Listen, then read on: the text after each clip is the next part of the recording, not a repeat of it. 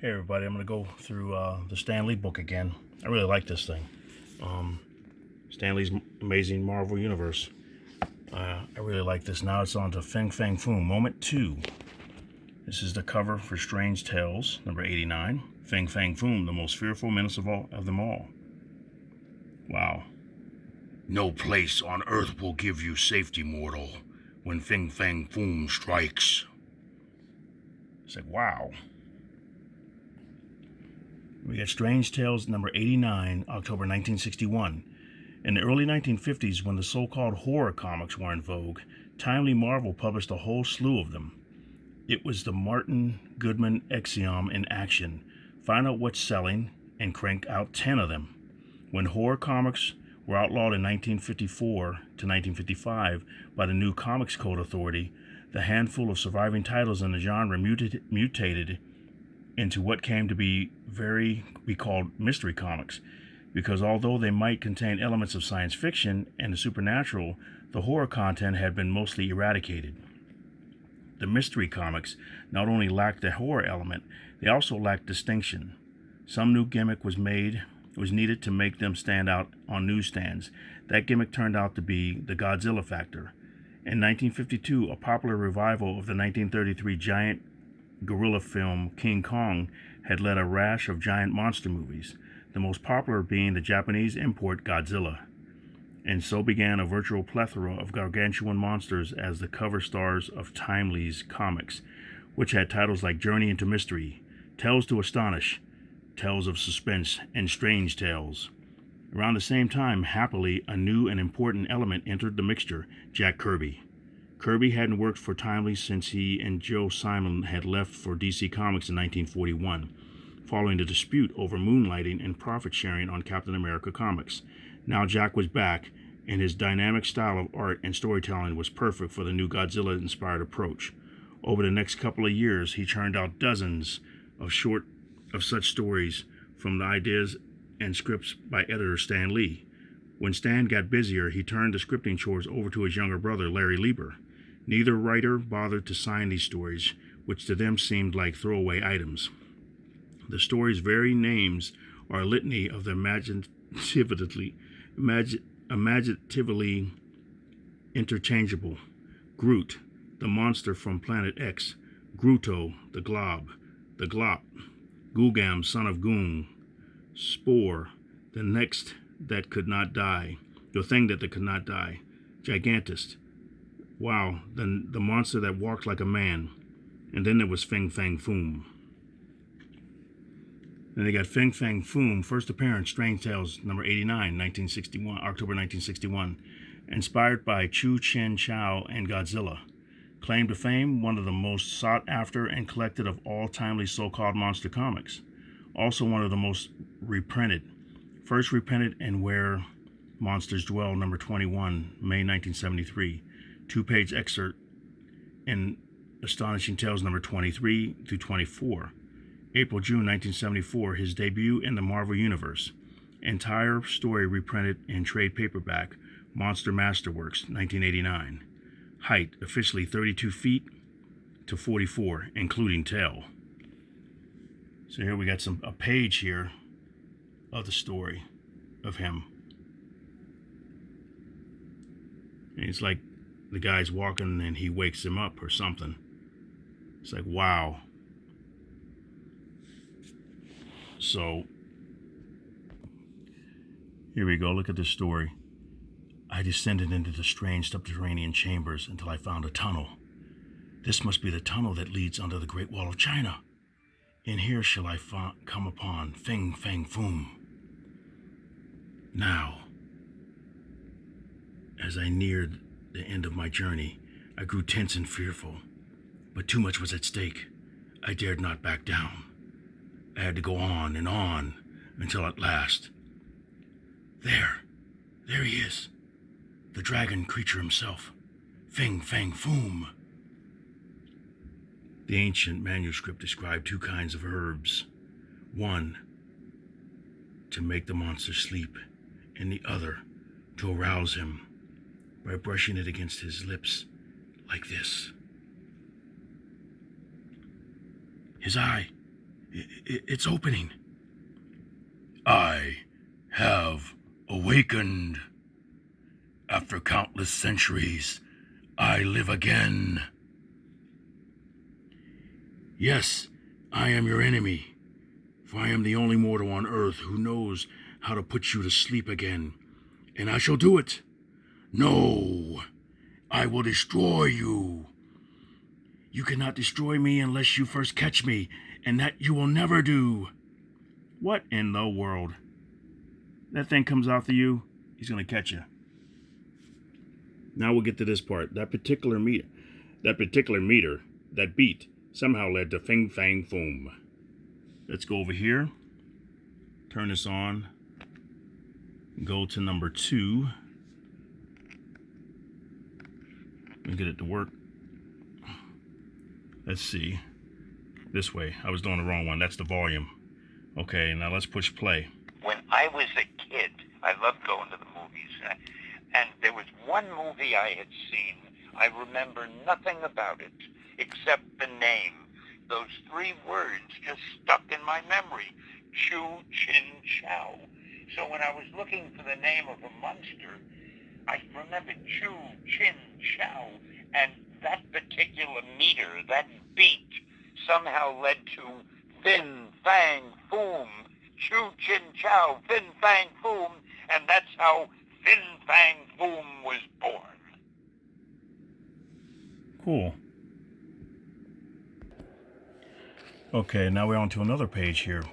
This tells a little bit more about Fin Fang Foom. This is really cool. And so the story goes. A young man in Formosa, now Taiwan, desperate to stop the Red Chinese from attacking his island that the communists claimed, then as now, as part of China, uses an ancient magical text to awaken the sleeping Leviathan Fin Fang Foom, so that he will crush the would-be invaders. This the creature duly accomplishes, though all he's really trying to do is overtake and kill the one puny mortal who knows how to put him back into hibernation. But the youth prevails and manages to trick Foom into swallowing a sleep-inducing herb once his usefulness has expired. It was just one more eminently disposable story, albeit a bit cleverer and better conceived than most, and yet over the years, partly on its own merits as a story drawn in powerful fashion by Jack Kirby, and partly because Stan Lee would invoke its name whenever referring to those years of giant monster comics, it has become a classic emblematic of the creative peak of the period that immediately preceded the dawn of the Marvel Age. And we got more story here. An instant later, there was the crash of shattered glass as Fin Fang Foom's mighty fist smashed through the mirror into the wall of the tunnel. Crash! Arrgh! And in that frantic second, I dashed out from where I had been hiding, casting my reflection in the mirror. Before the bewildered Fin Fang Foom could regain his senses, I thrust my other herbs, the sleep-inducing herbs, towards his lips. You tricked me! No, take that away. I grow weary. It's working. Weary, I must sleep. My lids are heavy. Sleep. It is won. It is over. I have won.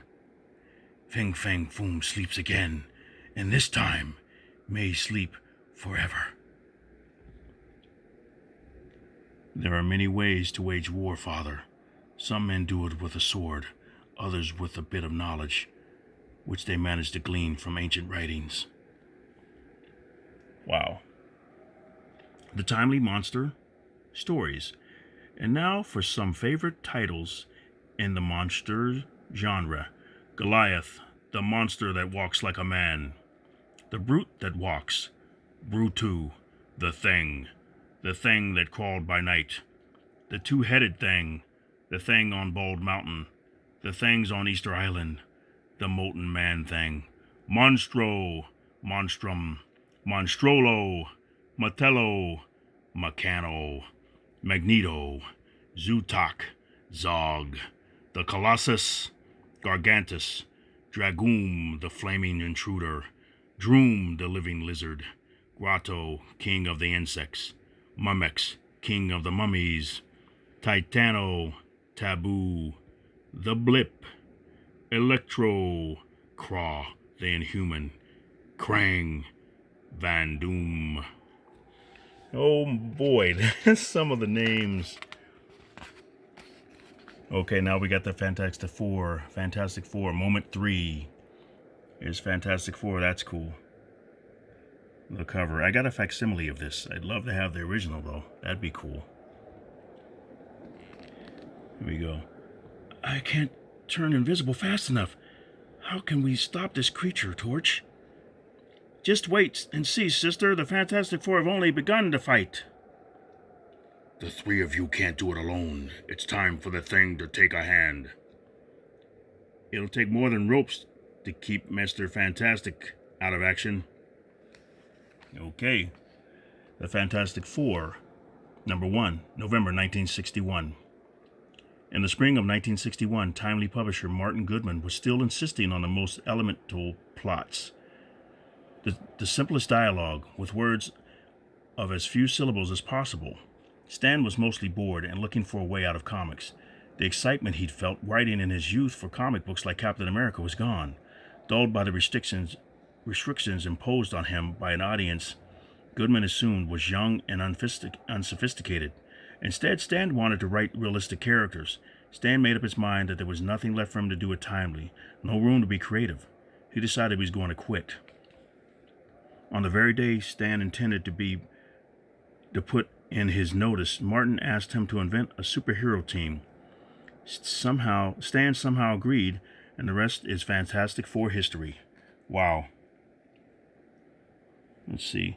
Stan typed a 2-page outline of what was to be an 11-page origin story introducing readers to the 4 lead characters: Reed Richards, Mr. Fantastic, Susan Storm, Invisible Girl, Johnny Storm, the Human Torch, and Ben Grimm, the Thing, and explaining how they got their superpowers, those pesky cosmic rays in space. He sent the write-up to artist Jack Kirby. Taking Stan's synopsis and running with it, Kirby decided that before they learned how 4 normal people found themselves with superpowers, the reader should see the quartet in action as individuals. So he drew each of the other 3 answering Reed's initial summons. Okay. Let's read this one first. I wrote the Fantastic Four the way I wanted to do it, not the way we'd been doing books before. So let's go over here and find number 3. And push this play. Martin said to me, Stan, I'd like you to do a team of heroes. Make up a new team. Because he had heard that our competitors over at DC Comics, he had heard they had a new book called The Justice League, and it was selling well. Now, this was before Spider-Man, the Hulk, the X-Men, and all of them. This was our first real superhero book in the Marvel style. I didn't want to do it because I wanted to quit. And my wife said to me, she said, you know, Stan, why don't you do this book and just get it out of your system? You'll finally do a book the way you want to do. If Martin doesn't like it, so what? The worst he can do is fire you, and you want to quit anyway. So I thought Joni had given me some good advice. And I wrote this Fantastic Four the way I wanted to do it, not the way we had been doing books before. That is cool. Words of wisdom from his wife, Joni. Okay, now let's go down to this bottom part, and I'll play this last one for you. Calling the Fantastic Four. The sequence starts out quietly with Susan Storm having tea with a society friend. But when she sees the words the Fantastic Four formed by a flare in the sky, she makes herself invisible and causes considerable chaos. A hulking figure draped in an overcoat, hat, and gloves throws off his outer garments, revealing himself as the Thing. He then smashes his way out of the building and wreaks havoc on the city as he rushes to answer Reed's call. Johnny is shown working on a hot rod with some friends when he sees the signal and turns into the blazing Human Torch, melting his beloved Flyver in the process. Reed is introduced to readers as he rescues Johnny from a heat-seeking nuclear missile by using his elongated hands to hurl the warhead into the sea. That's cool. And then we got here. Here they are. Dr. Reed Richards, Ben Grimm, Susan Storm, Johnny Storm, Stan Lee and Jack Kirby over there on the side there. The Fantastic Four. Above all, the hubbub and excitement, one strange figure holds a still smoking flare gun. One strange man who is somehow more than just a man, for he is the leader of the Fantastic Four. It is the first time I have found it necessary to give the signal. I pray it will be the last. So it has happened at last. I must be true to my vow. There can be no turning back. Now we go to this part. Go over here, and we'll find number 4. Push play. Let's see, we had to have 4 members of the group, I remember. One of them had to be a girl. But again, I didn't want her to be somebody who didn't know that the hero was really a superhero and who had to be rescued all the time. We had to have the obligatory teenager, but I made him a regular guy, not just a sidekick. I made him a guy who didn't really want to be a superhero. He wanted to go out with girls and drive his Chevy Corvette and have fun. The leader, who had to be the smartest, bravest guy in the world, I made him a little bit dull. He used too many big words when he spoke, and he pontificated a lot, and after a while, the 4th member of the group, who was my favorite, the Thing, who was sort of the strongest man in the world, but he was half monster, he was always yelling at the leader, Reed, and telling him, oh, shut up, I treated them like a family. That's cool. All right, I'm going to stop it right there. Hopefully you enjoyed that. Let me know if you have any tips or anything you want me to do. Like I said, I'm going to try to read through this whole book, everything, because I love this thing. This is so cool. So let me know what you think, and I hope you enjoyed that. And comment, like, subscribe, everything you can do. Help me out. I'm getting closer to 600 subscribers. Once I have that, I'm going to have another contest. But this contest now, I'm going to have it soon. I'll be posting a video soon. If not tonight, after I do this, I'll do one tomorrow on Sunday. And I'll post it and tell all the winners who they are. All right, thank you very much for watching. You guys have a great night. Collect Dude is out.